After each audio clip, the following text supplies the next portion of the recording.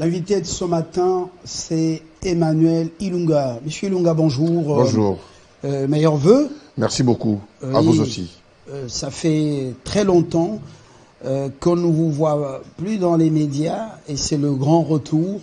Vous êtes un ancien vice-ministre en charge, donc un ancien vice-ministre aux Affaires étrangères. Vous aviez pour créneau les Congolais de la diaspora, oui, ou de l'étranger. Et puis, vous êtes, dans le gouvernement qui avait suivi, vous étiez ministre délégué aux Congolais de l'étranger. Oui. C'est ça, aux Affaires étrangères, oui, chargé des Congolais de l'étranger. Oui. C'était une charge en plus. Oui. Voilà. Et puis, lorsque votre gouvernement est parti, vous avez commencé avec Tchibala. J'ai assumé aussi le portefeuille des affaires foncières. Oui, mais ça c'est venu après, quand les gens ont commencé à partir, à quitter le gouvernement. Vous avez commencé avec Badi Banga. Tout à fait. Et puis, vous avez terminé avec Tchibala. Exactement. La première question. Vous avez parlé de la Banque des Congolais de l'étranger. Très bien. Où en sommes-nous aujourd'hui? Alors, vous savez, ce projet était un projet très, très important. J'ai besoin d'une réponse claire et courte parce que je veux revenir à votre présentation. Vous avez sorti ça dans une interview, dans votre bureau, j'étais venu. Parfaitement. Même dans le programme du gouvernement, l'ancien Premier ministre Bruno Tchibala avait annoncé ça. Mais c'est que peut-être qu'il a sous-estimé l'ampleur du projet. Le projet est très important parce que c'est un projet qui couvre 174 milliards de dollars US à l'année, qui va en termes de flux. Alors, ce projet a suscité, comme vous pouvez l'imaginer, des inquiétudes dans certains milieux. Parce que le projet allait bouleverser, je dirais, l'échiquier de la finance au niveau du Congo. Ça allait bouleverser tout.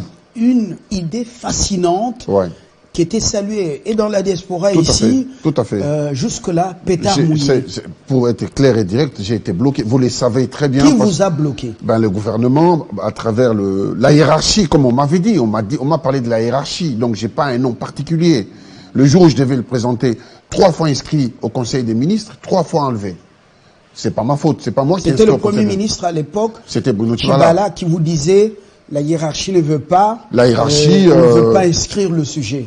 On a enlevé sans pour autant. Mais quand j'ai poussé, parce que au final, on a accepté qu'on fasse une réunion restreinte à la primature. C'est à ce moment-là, à 2 minutes de la présentation, on a annulé la réunion sans pour autant me dire pourquoi. Mais après, on m'a dit que c'était la hiérarchie. Bon, alors que les Éthiopiens ont des banques de la diaspora et des banques qui ont fait des lémules et qui ont conduit à la construction des quartiers entiers, des cités entières. Je suis totalement d'accord avec vous. Formidable Je vous suis à 1000%. Je vous suis à 1000%. Les compétences sont là. Ce qui a surpris tout le monde, c'est comment est-ce que ce monsieur, il a pu réfléchir, imaginer quelque chose qui... La BAD même m'a écrit. La BAD m'a écrit. La Banque mondiale. Donc, tout le monde était intéressé par ce projet. On a dû nous inviter même au Mali par rapport à ça, par Atija Warfa, le DG d'Atija Warfa. Vous dire le projet très important qui allait aider le pays à stabiliser notre monnaie. Vous savez, les rêves construisent le monde. La logique ne fait rien. Voilà.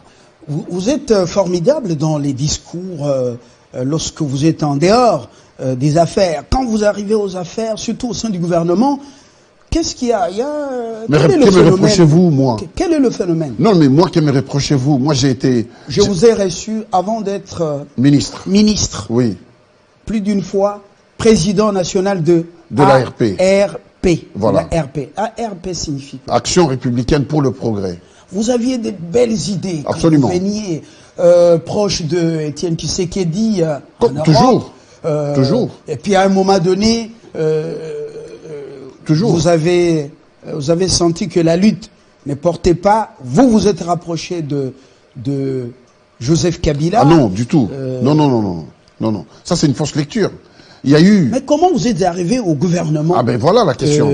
Parce Badi Banga et Tchibala. Exactement. Mais il y a eu des discussions à l'époque à l'OUA, dont Vital Kamerhe était notre chef de la délégation. Et donc c'était un gouvernement d'union nationale avec pour objectif d'organiser les élections. Les institutions qui sont là aujourd'hui viennent justement des efforts qui ont été fournis pour que ces élections aient lieu, pour que le président Félix Tshisekedi soit élu. Sinon, il n'y allait pas y avoir élection. Donc, c'était le camp de Tshisekedi que vous avez envoyé dans le gouvernement Non, pas du tout. Moi, j'y suis allé moi-même. Vous savez, j'y suis un homme libre. Je peux penser librement, réfléchir librement. L'amour de la patrie ne se commande pas par quelqu'un. Et pendant que vous étiez là, votre discours, quand même, envers l'Imité, était un discours j'ai jamais eu, quand même dur, non? Non, du tout. Vous pouvez sortir des événements. Moi, j'ai jamais eu des discours vis-à-vis de l'Imité, parce que personne ne m'a posé la question là-dessus. Non, aucun. Parce qu'il n'y a pas eu conflit, il n'y a rien eu. Donc, pour moi, il n'y a rien, c'est nul. De vice-ministre à un ministre délégué, vous étiez l'homme qui avait des très bons rapports avec l'ancien directeur de cabinet, Mouilagna, Némi Mouilagna, professeur. Bien sûr. Oui, mais vous savez... Est-ce que c'était gratis prodéo? Oui, mais vous savez... Quelqu'un du ton qui s'est dit très très proche du directeur du cabinet, du chef de l'État, de vice-ministre, un ministre délégué. Est-ce que c'était gratis prodéo? Alors, je vous dis, moi, je suis quelqu'un qui réfléchit beaucoup, parce que j'aime lire, et j'aime construire des pensées, et la plupart des gens qui s'approchent de moi m'aiment bien parce qu'ils savent que je connais beaucoup de choses. Et je connais l'histoire, la mythologie, et lorsqu'il y a des conversations intéressantes, j'attire. Tout simplement, c'est à travers mon intelligence qu'il m'a apprécié, tout simplement. Mais il n'y a rien d'autre. Non, il y a rien d'autre. Parce que j'ai produit des réflexions, je produis des pensées. Et la manière dont on peut sortir du système qui avilit notre pays. Parce que, en réalité, je vais vous surprendre, c'est que ce n'est pas les hommes qui avilissent le pays, c'est les systèmes. Il y a un système qui est fait, au niveau africain, au niveau mondial, qui ne permet pas à aucun pays au monde de se développer s'il ne répond pas aux critères définis par ces systèmes. Alors, une question d'actualité, ou basée sur l'actualité, soufflez pas l'actualité, discours de Kagame chez lui, dans une attitude, vous sentez que c'est un homme malade, un homme pensif, triste, mais il dit, au lieu de parler de problème chez lui, il dit que la situation au Congo est pire qu'on ne puisse le croire. Vous avez une réaction en tant que absolument, ARP absolument. Vous savez, Kagame, le problème c'est la quantité de son inconscience. Je parle des quantités parce qu'on a en face de nous quelqu'un qui n'a pas de projection future. Quel héritage il laisse aux Rwandais de demain? Quel héritage il laisse dans les cœurs des Congolais aujourd'hui? Ils ne pensent pas à ça. Or, un pays, c'est les relations mutuelles qui doivent être des relations cordiales, de tolérance et de progrès. Hitler Adolphe, avant de quitter, il a empoisonné ses 6 enfants. Et Eva Braun aussi, il a empoisonné Eva Braun. Oui, et puis après, c'est lui-même et sa femme. Il avait demandé qu'on puisse les brûler. C'est quand même une vision. C'est quand même une vision. Est-ce que c'est le cas pour Kagame? C'est triste si c'est le cas pour lui. C'est triste. Mais ce qui est certain, c'est que nous traversons des moments difficiles, notre pays. Et ces difficultés... Donc vous parlez le même langage que Kagame? Non, nous traversons des moments difficiles. Pas comme il dit, c'est pire. Non, nous traversons. C'est pas faux. Nous avons eu des inondations, c'est pas des moments de joie. Nous avons, depuis Mobutu, nous sommes en difficulté. Ils nous ont mis la guerre depuis 1996. Notre pays est déstabilisé depuis cette époque-là. Donc il faut en sortir de cette histoire. Pour en sortir, nous devons produire de l'intelligence et nous concentrer. Et il ne nous permet pas, lui, Kagame, ça ne l'intéresse pas, que nous puissions nous concentrer sur les résolutions réelles des conflits qui sont à l'est de la RDC. Voilà. Il préfère ces conflits pour alimenter ces caisses ou ces banques ou j'en sais rien, ou ces poches personnelles. Et voilà, c'est le matin, je me permets de rassembler tout dans le même panier. Vous êtes maintenant à l'Union Sacrée, vous c'est le président national de votre parti ARP. Vous avez traversé sans le concours du maître nageur Non, mais vous savez, il n'y a pas... Alors qu'il est en prison maintenant. Ce qui est dommage, c'est qu'il ne faut pas qu'on soit, soit aussi Vous étiez aliéné. au FCC non, mais vous savez, bien sûr que oui. Il ne faut pas qu'on soit aussi aliéné par les lettres. Ça veut dire les titres et les idées. L'être humain est amené à progresser chaque jour. Vous ne pouvez pas rester tout le jour un bébé de 6 ans. Là, il y a un problème de croissance. Donc, à un moment donné, il faut migrer. Même Albert Einstein, qui a produit autant de choses dans le monde, un jour, ses élèves lui posera la question si il croyait en Dieu. Parce qu'au départ, il était dans la philosophie où il opposait Dieu et la matière. Mais finalement, plus tard, Albert Einstein confirme qu'effectivement, je ne vais pas vous dire si je crois en Dieu ou pas, mais je vais vous demander tout simplement, vous me donnez la formule qui fait qu'on a quitté des 0 à 1. Donc du néant à l'être. Si vous me donnez cette formule, je vous dirai si je crois en Dieu ou pas. Ça veut dire tout simplement qu'il croit en Dieu. Donc l'être humain, dans son ensemble, est amené à progresser. Y compris l'UDPS même a progressé. Tous les partis politiques, un parti qui ne progresse pas est appelé à mourir.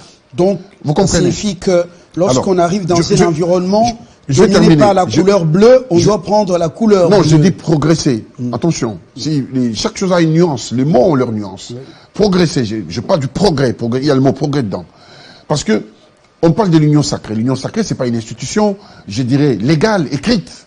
L'union sacrée, c'est une idée, c'est une pensée.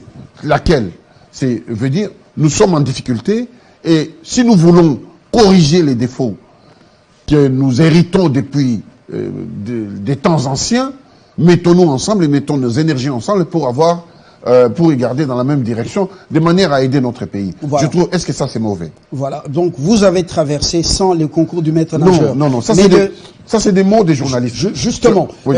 Mais Katumbi Tchapoué vient de descendre du navire. Il reste. Mais vous êtes marrant parce que vous avez des termes aussi forts. Il reste bon, mais chacun a son style de communiquer. Oui. Chacun a son approche. Oui, je vous en prie. Katumbi est descendu du navire, supposons qu'il n'a pas encore pris l'eau. Oui. Mais en Mbandaka, tous les gouverneurs ont demandé au chef de pouvoir muter l'Union sacrée en une structure électorale élefantesque pour sa réélection, bien qu'il ne se soit pas encore déclaré candidat. Mais il reste bâti avec la FDCA, il reste Bemba avec le MLC, et allié, il reste Kamere, dont la position n'est plus claire. Il tient aux accords de Nairobi, c'est-à-dire Kamere, président, ça devient son tour en 2023. Il y a Mbosso qui est là avec sa formation politique. C'est pas bon, il a aidé à ce que les choses changent, mais c'est pas vraiment un poids politique. Ouais. Dites-nous concrètement, le FCC est en dehors. Est-ce que l'Union sacrée a un avenir? Mais l'Union sacrée, je dirais, c'est une construction du moment en fonction du temps et des circonstances. Ah oui, sans oublier l'UDPS est allié, qui reste. Oui, bien sûr. Mais je pense que l'avenir c'est défini, c'est construit chaque jour. Parce que les religieux disent, l'avenir c'est le domaine des dieux. Personne ne connaît l'avenir, c'est le domaine des dieux. Mais nous, si nous voulons prévenir un bel avenir, nous devons le construire au jour le jour. Donc l'idée de l'union sacrée, c'est une belle idée. Pourquoi? Parce qu'elle permet de mettre les gens ensemble. C'est pas une idée qui est achevée, parce qu'il reste encore le cadre des débats, des discussions, des échanges, le cadre de vision, et puis légaliser les choses. Donc il reste pas mal de démarches à faire. Mais l'idée en elle-même, tout le monde en a, même vous avez toujours pensé que est-ce que les hommes politiques congolais ne peuvent pas se mettre ensemble pour regarder la souffrance, pour essayer de corriger des choses? Donc l'idée n'est pas mauvaise. Et à ce titre-là, moi je trouve que c'est important. Donc, vous aviez parlé tout à l'heure de Moïse Katumbi, vous avez parlé du navire. Mais vous savez, chacun a une conception du progrès et de l'amour de la patrie dans laquelle il vit. Je crois que Moïse Katumbi a des ambitions depuis bien longtemps. C'était connu de tout le monde. Il a des ambitions présidentielles depuis bien longtemps. Mais ceci étant, nous devons regarder tous les paramètres qui permettent à ce que ces ambitions soient matérialisées.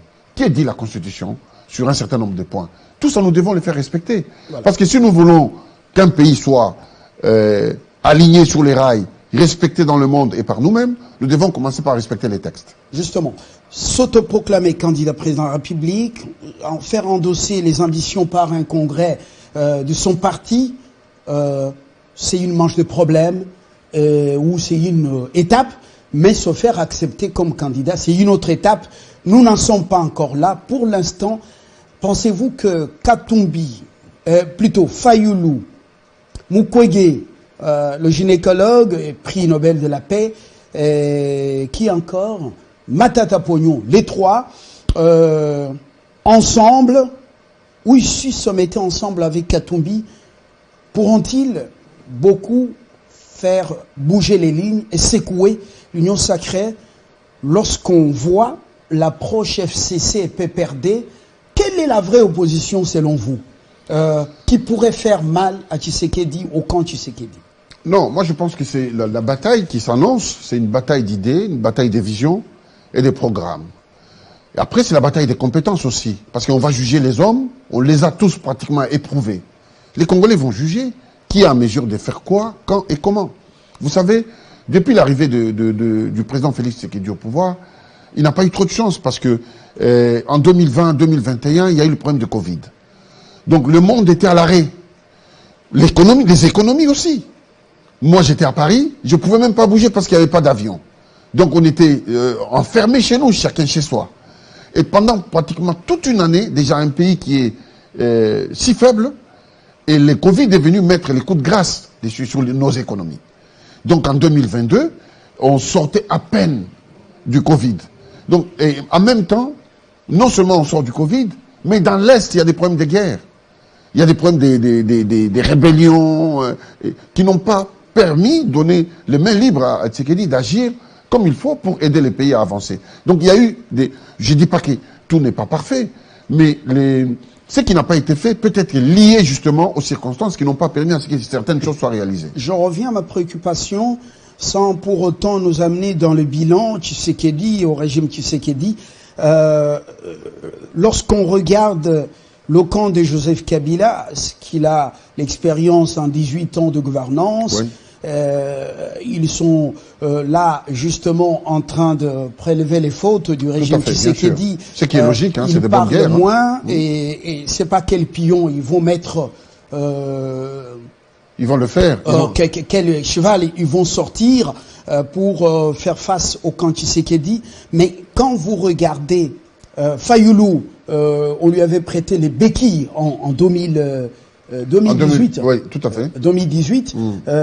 Mais c'est vraiment le poids mouche. Quand on regarde son parti SID, poids mouche. Quand on regarde Mouzito, poids mouche. Matata, ancien Premier ministre, il vient avoir son parti. Il a eu quand même beaucoup de choses qu'il a réalisées dans le cadre de la gouvernance. Katumbi, c'est un bienfaiteur, mais ce n'est pas le grand crâne, comment on appelle, le grand cerveau ou un animal politique. Mais alors, quand vous comparez ce camp, les trios ici, Mukwege, c'est à peine qu'il compte sortir quand même des salles d'opération pour prétendre au niveau de la gestion de la chose publique. Jusque-là, c'était l'hôpital Panzi. Alors, quand vous voyez, quel est le camp qui va s'ériger en contrepoids face à Tshisekedi? C'est le camp Kabila ou le camp les trios plus Katumbi? Alors, moi, j'ai pas des boules de cristal pour prédire ce qui va se passer, mais je vais vous donner quand même deux exemples concrets. Moi, c'est Barack Obama et Emmanuel Macron. Moi, j'étais aux États-Unis à l'époque où Barack Obama, pendant une année, je suis resté là-bas pour suivre sa campagne. Personne ne croyait en lui. Personne. Il est sorti du néant et il a dirigé les États-Unis pendant 2 mandats. Emmanuel Macron, moi j'ai vu aussi. J'ai vu venir, personne n'y croyait, parce qu'il y avait des poids lourds. Il y avait le Parti Socialiste à côté. Il y avait le Front National avec Marine Le Pen. Il y avait d'un côté la droite, avec comme chef, entre guillemets, dans l'ombre, Sarkozy, avec tous les poids lourds, les anciens premiers ministres, les Édouard Balladur. Mais Emmanuel Macron est passé. C'est lui qui va pouvoir produire de l'intelligence, de la stratégie. Et je crois qu'il sera candidat. Mais je ne pense pas qu'il y a quelqu'un qui est né avec l'idée de dire, sans lui, le Congo ne va pas marcher. Non. Il n'y a aucune personne qui n'est pas remplaçable. Les Congos, nous sommes tous nés, nous l'avons trouvé. Donc le Congo peut exister sans nous. Votre parti, ARP, est-ce qu'il a sorti quand même déclaration il a sorti une déclaration pour condamner l'agression rwandaise? Bien sûr. Nous avons, à maintes reprises, condamné l'agression rwandaise dans les médias, même dans les réseaux sociaux. Nous avons condamné, nous avons même organisé en diaspora. Et bon, vous savez, moi, je suis issu de la diaspora, la vraie diaspora, parce qu'il y a des diasporas et diasporas en tout cas. Des manifestations. Et nous avons déposé des courriers de protestation à l'Union européenne et dans les institutions internationales pour protester contre ce qui se passe chez nous. Et c'est cette pression combinée et conjuguée avec la pression interne qui fait qu'aujourd'hui la communauté internationale commence à regarder le Congo 2 fois avant de poser des actes. Parce que le fait qu'il y ait des Congolais en masse à l'extérieur et qui ne laissent rien passer, parce qu'aujourd'hui nous sommes dans toutes les institutions. Les Congolais sont parfois des cadres, mais ils peuvent être aussi des domestiques, chez des hauts cadres. Donc on a les informations et on fait tout pour que notre pays ne soit pas lésé et qu'on ne reste pas derrière le train. C'est comme ça certaines sanctions sont levées. C'est un travail conjugué avec les efforts de tout le monde, la bataille de tout le monde, les protestations de tout le monde, qui fait qu'aujourd'hui, on commence à nous respecter petit à petit. Quand vous regardez le président et tout ce qu'il a approché, pour la plupart, ceux de la diaspora, quel commentaire, quelle analyse faites-vous cette diaspora? Est-ce que c'est une diaspora qui a capitalisé son séjour à l'étranger? Quand vous regardez, même des gens par moments, de loin, on prenait pour une fierté pour le pays. Je vais être franc avec vous. Quand on le voit dans la cour du chef, certains sont en train de décevoir et vous voyez le président, c'est un homme déçu. Je vais être franc avec vous. Oui. Le président lui-même, à plusieurs reprises, il a promis qu'il changera son cabinet. C'est sorti de sa bouche. Moi, j'étais à Abidjan, il était en Côte d'Ivoire, il a promis encore à la diaspora qu'il va changer. Donc lui-même, il a constaté qu'au sein de son cabinet, il y a des trous d'air. Donc il faut changer. Il y a des gens qui sont incompétents, qui sont venus de la diaspora, qui sont très incompétents. Pourquoi? Parce qu'en diaspora, ils n'ont jamais exercé aucun métier. Ils n'ont jamais, certaines personnes, c'est des gens qui traînaient, je dirais pas dans la rue, mais ils traînaient. À Bruxelles, à Paris, ils sont en Hollande. Ben, ils ont la chance de venir au pays. Et malheureusement, comme ils n'ont jamais exercé, donc ils continuent la même chose. Mais il y en a qui sont aussi compétents. L'humilité, vous arrivez, vous devez demander comment aider le chef. Ceux qui ont de l'expertise, qui doivent vous aider. Mais pourquoi on n'est pas resté humble pour pouvoir apporter le vrai fragment à la vision du chef? Ce n'est même pas une question d'humilité, c'est une question de compétence. Parce que dans la compétence, mais on peut apprendre.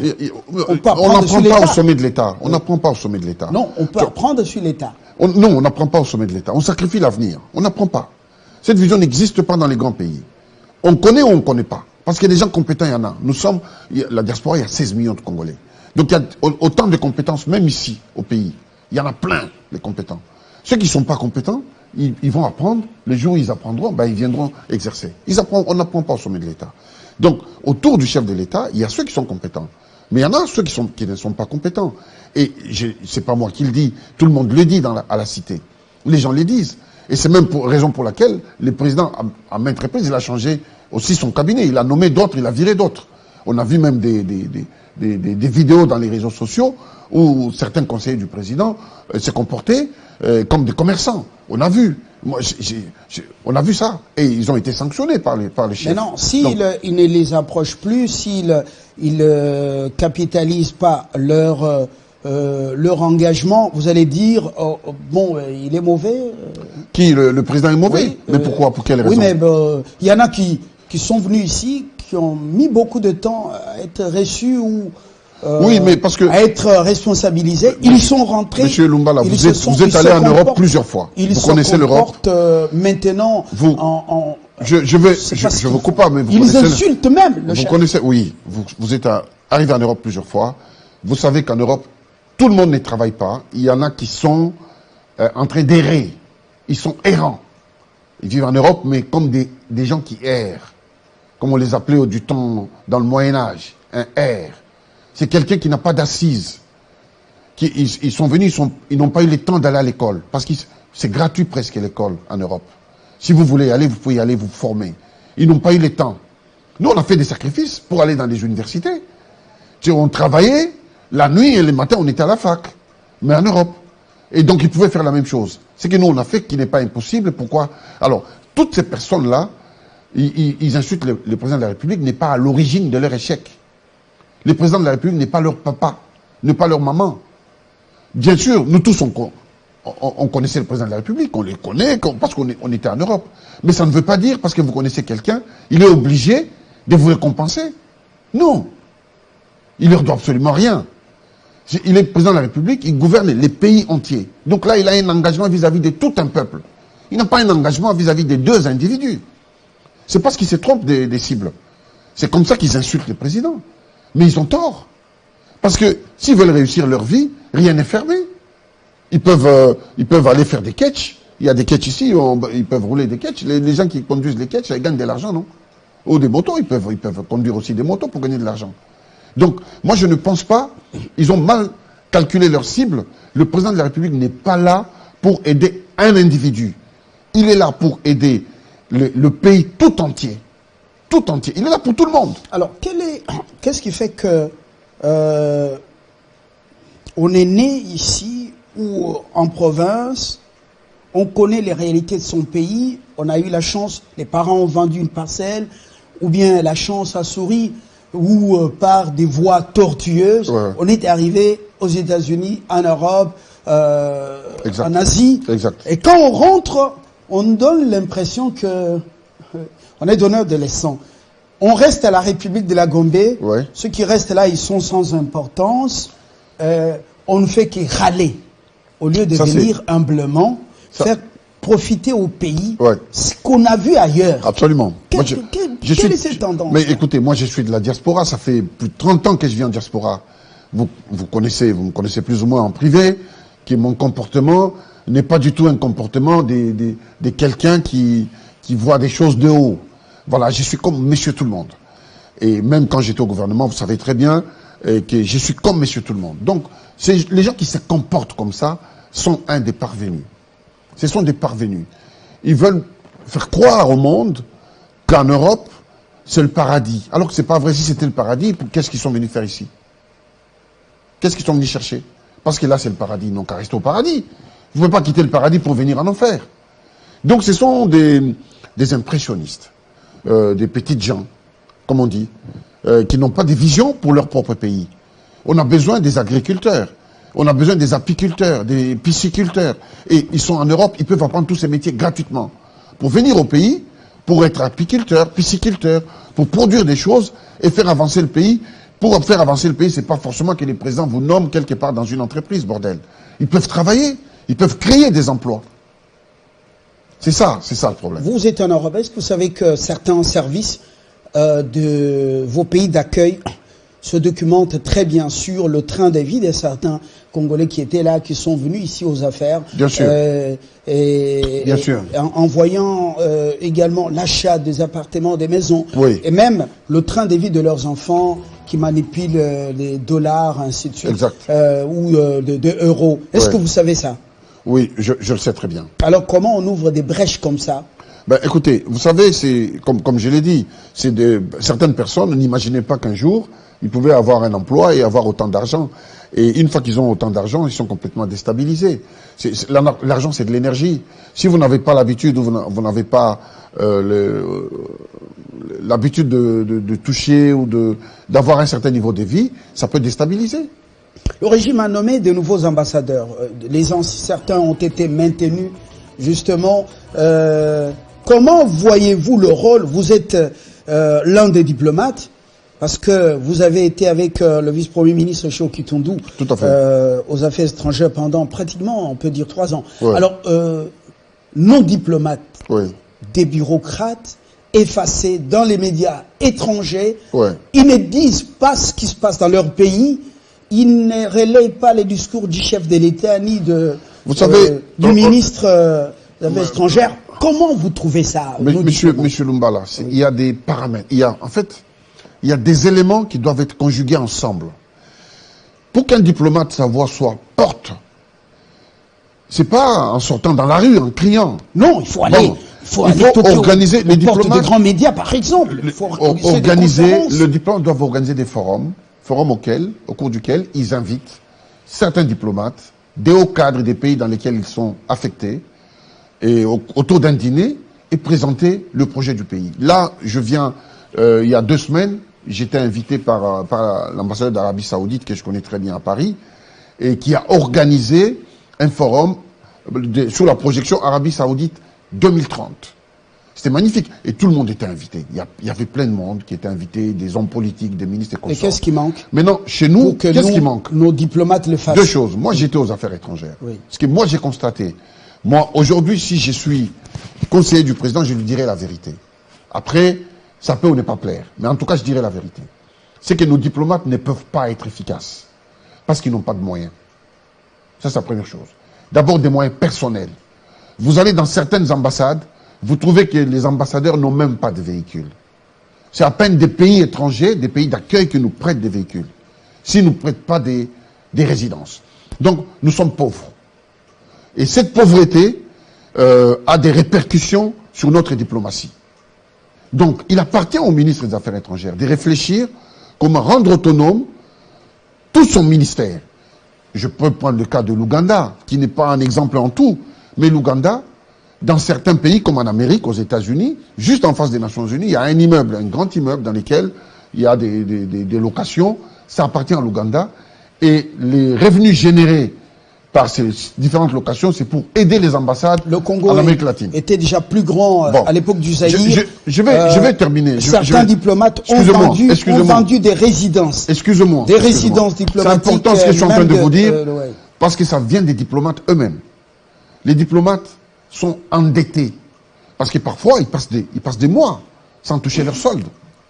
Parce que les soldes n'arrivent pas. Bon, ils sont payés. Ils sont payés. Les frais de fonctionnement maintenant, et les salaires, ça va. J'espère. Bon, c'est pas, vous appelez ça émolument, c'est régulier. J'espère. Ouais. Moi, je dis ce que je sais. Je suis allé au Maroc. Je vous donne l'information que c'est régulier. Je suis allé dans certains pays. Ce que j'ai vu, ce n'est pas ça. Et je voyage beaucoup, hein, croyez-moi. Je voyage beaucoup. Je ne fais pas un mois sur place. Je suis dans plusieurs pays. Et chaque fois que je voyage, je vais dans mon ambassade pour aller serrer la main, pour échanger un peu. On a un problème.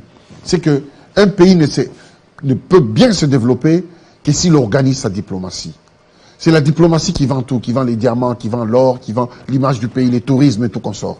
Mais si la diplomatie est faible, tout n'avance pas. Mais si la gestion elle-même des frais de fonctionnement, la gestion des frais de fonctionnement, la gestion des Est-ce que vous savez, les frais de fonctionnement s'élèvent à combien? S'il vous plaît, les frais générés par les services consulaires, si la gestion elle-même, elle est chaotique. Oui, mais dans certaines ambassades. Comme à Paris. Oui, mais vous donnez l'exemple de Paris. Il est arabusté à l'ambassadrice une gestion chaotique des frais. Non, mais dans certaines, générés par les services. Mais c'est pas dans toutes les ambassades. Consulaires. C'est pas dans toutes les ambassades. Mais d'une manière générale, parce que moi je ne vais pas identifier, parce que nous avons au moins 80 missions diplomatiques. Donc je ne peux pas identifier mission par mission. Mais ce que je dis, c'est d'une manière ramassée globale. Moi-même ici, j'en ai beaucoup souffert parce que chaque fois que j'ai voyagé, j'étais obligé de bousculer avec le ministre des Finances pour régler un certain nombre de problèmes. Et ça, c'est du concret. Parce que les preuves sont là. Monsieur Ilunga. Oui. Si un ambassadeur prend l'initiative de nourrir ses homologues d'autres pays, par exemple à Washington, ses homologues de tous les pays africains, même les Maghrébins, dans une salle VIP, et fait la demande à Kinshasa, il informe la centrale diplomatique et les ministres ici pour parler de cette agression, relayer le discours du chef. Est-ce que Kinshasa peut lui refuser l'argent pour nourrir, dont la noblesse VIP, les autres ambassadeurs afin de leur donner l'information? Vous savez, M. Lumbala, moi, j'ai grandi dans des pays où la pensée est structurée. et l'action aussi. Et l'organisation, tout est structuré. Vous ne pouvez pas vous lever de manière impromptue, j'organise, je les invite, non. Ça doit être bien structuré, coordonné. De quelle manière? À partir de la centrale. C'est comme ça que certains pays qui nous agressent s'organisent. Parce que dès que, par exemple, la Belgique organise un forum pour défendre la RDC, dès que le forum en Belgique finit, tout de suite c'est Washington qui prend le relais. Dès que Washington finit, tout de suite c'est Londres. Dès que Londres, tout ça, ça doit se structurer, s'organiser à la centrale. Parce que quand on fait des choses de manière non organisée, les résultats sont très faibles. Vous avez vu, pourquoi? Quand vous étiez avec Okitundu, il était arrivé au Kremlin, il a réuni pratiquement à Moscou tous les diplomates africains pour leur parler de la situation au Congo. Et beaucoup ont avoué qu'il y avait de la désinformation, beaucoup de mensonges sur le Congo. Et c'était autour d'un repas. Ça n'a pas coûté des millions. Monsieur Lumbala, encore une fois, je vous dis, pourquoi ça n'a pas porté? Parce que ce n'est pas structuré. Parce que quand c'est structuré, une fois que lui il est parti, il y a les suivis derrière. On va nommer quelqu'un qui va suivre pour faire rapport. C'est comme ça qu'on construit. Parce qu'une fois que lui il est parti, ça y est, c'est fini. Les gars, ils regrettent qu'effectivement, il y a la désinformation. Mais quand les diplomates rentrent, il n'y a aucune personne qui les appelle pour voir s'ils ont poussé, s'ils vont écrire aux Nations Unies, s'ils vont faire quelque chose. Vous comprenez? C'est ça. C'est la structuration de la pensée et de l'action qui peut aider le pays à aller de l'avant. Tous ces professeurs qu'on a nommés dans les différentes ambassades, oui. On sent qu'ils sont restés professeurs dans les locaux de nos ambassades. À Bruxelles, ils ne tous même pas, Monsieur Ilunga, pour demander une interview, solliciter une interview dans les médias mensonges comme ceux de votre pays d'accueil. Ça demande combien d'argent? C'est même, on ne paye même pas. Mais simplement, je veux vous dire, alors, monsieur. Qu'est-ce qui empêche un diplomate de porter la voix du président, regarder, informer l'opinion française de ce qui se passe ici et de ce complot? Le président de la République a autour de lui un conseiller diplomatique. Il a un conseiller diplomatique. Ce conseiller diplomatique doit jouer son rôle. C'est ça. En fait, le président, c'est le chef d'orchestre. C'est pas lui qui prend la trompette. C'est pas lui qui prend la guitare. Il est chef d'orchestre. Il a un conseil diplomatique qui doit être en relais avec les ministres des Affaires étrangères pour avoir un agenda, un canevas et présenter au président. Voilà ce que nous allons faire pendant un mois. Nous allons organiser les choses comme ça, comme ça, comme ça, comme ça. Ce n'est pas fait. Ça n'existe pas. Pourquoi? Parce que les gens n'ont pas, peut-être c'est aussi la culture. C'est la culture aussi. Il y a beaucoup de photos.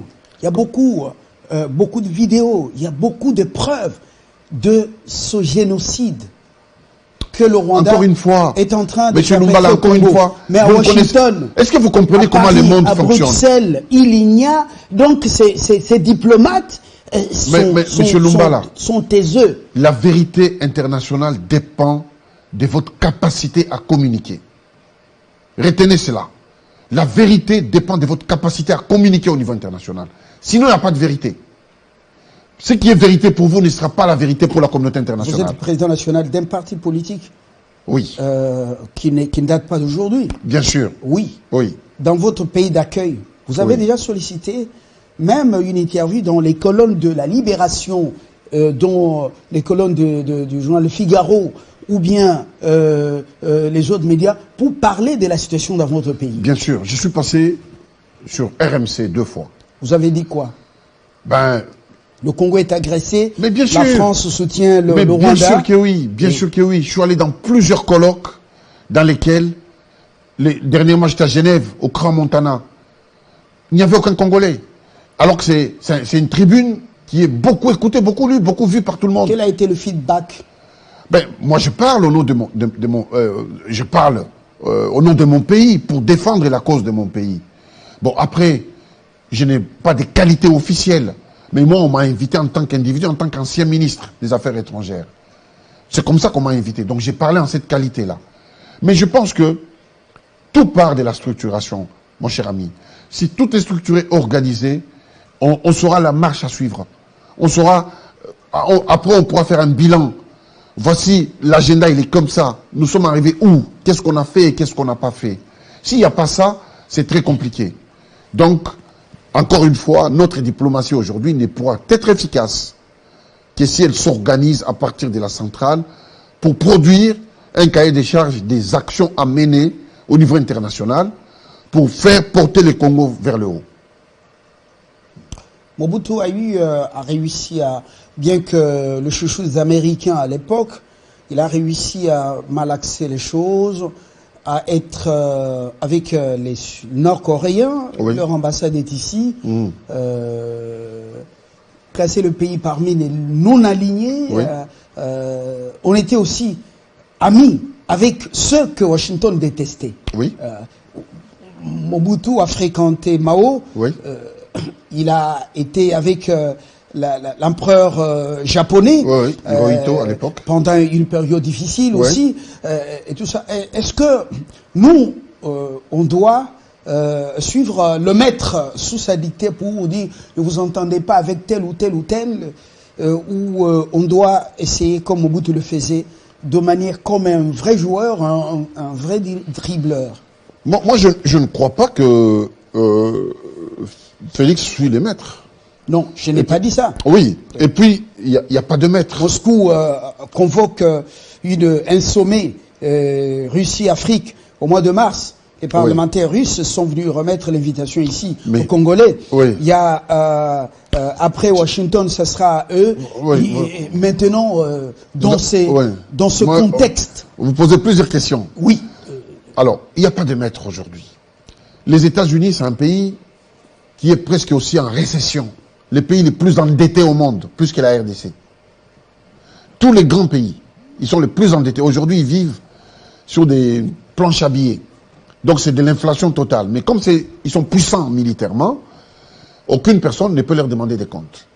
C'est la loi du plus fort, vous comprenez. Et donc, moi je crois qu'il a la démarche de Félix. Je ne lui reproche pas d'avoir suivi quelqu'un dans le dos, que quelqu'un lui dise « tu fais ça, tu ne fais pas ça ». On est avec les Russes en très bons termes. On est avec les Chinois en très bons termes. Je parle diplomatiquement. En très bons termes avec les Américains, avec les Français. Je ne vois pas comment ils peuvent venir nous dicter. Et puis on a des relations historiques avec des pays comme les États-Unis, avec des accords un peu plus poussés par rapport aux Russes. C'est certains accords qui nous lient, qui font qu'on est liés par certains accords, bien sûr. Mais cela ne nous empêche pas de signer de nouveaux accords avec d'autres pays. On a beaucoup hésité à l'époque de votre gouvernement, Tchibala. Oui. Gazprom Bank est venu ici avec une délégation importante de Moscou. Oui. Gazprom Bank est venu et a proposé un partenariat sur le plan financier. Oui. Donc avec une coopération avec la Banque centrale du Congo. Oui. Les énergies, les hydrocarbures. Les énergies renouvelables, les mines, voilà. Oui, bien sûr. Vous avez été là, vice-ministre à l'époque. Oui, bien sûr.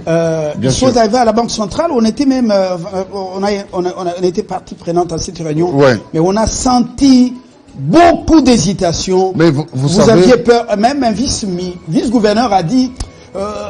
Mais vous savez, parce on risque de nous frapper sur les doigts par Washington. Oui, mais parce que ils ont imaginé un monstre, en fait. C'est un monstre au pied d'argile. Washington n'allait rien nous dire. Parce que moi, je ne pouvais pas décider. Vous comprenez? Mes pouvoirs étaient trop limités pour décider d'une telle action. Je pense qu'on aurait dû profiter de ce moment-là pour avoir des emplois dans notre pays. Nos jeunes veulent travailler. Nos mamans aussi. Et si nous ne cassons pas les statu quo, nous n'évoluerons jamais. La logique, c'est-à-dire ces relations qui sont fermées dans un cadre, peut nous amener d'un point A vers un point B. Mais si nous voulons explorer l'univers, nous devons laisser la place à l'imagination et casser les codes de conformité. L'imagination, casser les codes de conformité qui guident habituellement les politiques. On termine par là, casser le code de conformité. Oui. C'est aussi dire non à la France-Afrique. Bien sûr. C'est aussi dire non à cet emprisonnement spirituel dans lequel l'Occident a plongé certains dirigeants africains. Bien sûr. Gbagbo a eu des soucis à cause de ça, parce qu'il n'était pas dedans. Est-ce que vous aurez le courage de sortir de cette prison? Mais bien sûr que oui, parce que vous savez, un jour, vous savez, j'étais aux affaires étrangères avec mon livre, Le principe de Lucifer. J'étais en train de lire de Howard Bloom, qui est un livre. Howard Bloom, c'est Machiavel des temps nouveaux. Personne n'a lu ces livres, mais les gens ont imaginé, comme ils ont vu les titres, Principe de Lucifer, donc ils ont dit, ils ont bloqué à Satan. Mais non, Howard Bloom est en train de décrire les sociétés modernes, comment elles sont organisées. Comment les puissants, que lui, Howard Bloom, considère comme Lucifer, sont en train d'avaler les plus petits. Et les petits, ils les avalent avec leur accord, donc la servitude volontaire. Ils acceptent d'être serviles, au service des puissants, comme ça, bêtement, parce qu'ils n'ont pas les savoirs et les savoir-faire. C'est ça. Alors. Et pourtant, la culture africaine est puissante, et pourtant, l'Afrique est forte. Mais vous allez faire des courbettes dans toutes ces réunions devant ces maîtres. C'est pourquoi ils vous tiennent pas la queue. Mais bien sûr que oui. Parce que ils vous emprisonnent. Derrière ça, il y a quoi? On a cassé notre culture en nous amenant les religions. Les religions, règles, religere. Les règles, ça dit, je te dis ce que tu dois faire et ce que tu ne dois pas faire. On nous dit des historiques que personne n'a vérifié. Vous comprenez? Lorsque vous essayez de parler avec quelqu'un qui est dans les religions, profondément dans les religions, le sortir du cadre de son aliénation, il vous considère comme quelqu'un de satanique, comme quelqu'un de mauvais. Alors que vous observez bien la société, c'est que la religion n'a jamais rien arrangé. Mais elle enferme les gens, elle abroutisse les masses, elle abroutisse les masses, et les empêche de travailler pour construire une société meilleure. Je ne suis pas dans les religions auxquelles vous faites allusion, je parle de cet emprisonnement que la France a créé et a placé les leaders africains, voilà, l'élite africaine. Je comprends. Voilà, où vous allez adorer ces maîtres, où vous faites allégeance. Très bien. Mais comment vous allez être des gens indépendants et sauver les nations africaines lorsque la nuit vous faites des courbettes devant les maîtres, les maîtres français? Pourquoi certains dirigeants africains font des courbettes? Parce qu'ils sont mal élus. Ils sont mal élus. Et ils tiennent leur légitimité de l'appui de ces gens-là. Si vous êtes élu correctement par votre peuple, vous leur devez rien. Emmanuel Ilunga, je vous remercie. C'était un bâton rompu. Ok. On a même débordé. Je rappelle que vous êtes le président national de l'ARP. Action républicaine pour le progrès. Et voilà. Et du FCC, vous êtes maintenant à l'Union Sacrée. Pour combien de temps? On en saura un peu plus. Mais voilà. Je suis un homme libre en fait. Oui. Vous savez, moi je suis un homme libre. J'ai fait mes études pas pour être aliéné par quelqu'un. D'accord. Voilà. Puis, je suis un homme formé, un universitaire complet. Et je ne peux pas être aliéné par un individu ou par une... Les idées, oui. Moi, ça me fascine. Voilà. Un homme libre, mais aussi un très bon jongleur, parce que vraiment très proche. Non. C'est lui qui dirige. Mais non. Monsieur Lumbala, proche, les gens qui sont des jongleurs, c'est des gens qui sont nécessiteux dans la vie. Moi, je suis pas nécessiteux. Et je demande rien. Moi, j'ai les moyens de vivre correctement. Moi, mes enfants, je demande rien à personne. J'ai quitté les affaires, je voyage, je suis en business class, mon chien. Je voyage avec mon chien à l'aller comme au retour. Il n'y a pas de bonheur à être heureux seul pendant que vous mettez votre chien à bord de l'avion, dans la classe, first class, ou bien tout ça, et de l'autre côté, dans un hôpital, quelqu'un est là. Mais je les aide aussi. Il manque même l'aspirine. Mais moi, j'aide beaucoup. Hier, peut-être beaucoup n'ont pas mangé. Moi, je le fais avec des moyens personnels. Il y a de la honte à être heureux seul. Monsieur Lumbala, moi, je le fais avec des moyens personnels. Voilà. Moi, je n'ai jamais pris un seul centime de l'État. Et tout ce que j'ai construit par mes moyens personnels. Voilà. Il y a de bonheur à être heureux ensemble. Avec vous, je suis d'accord. Voilà. Je suis d'accord. Bonne année. Merci, bonne année à vous aussi. Nous jetons l'encre par ici avec espoir de vous retrouver demain. Peut-être avec un autre invité plus percutant, ou percutant comme Emmanuel Ilunga. Bonne année chez vous.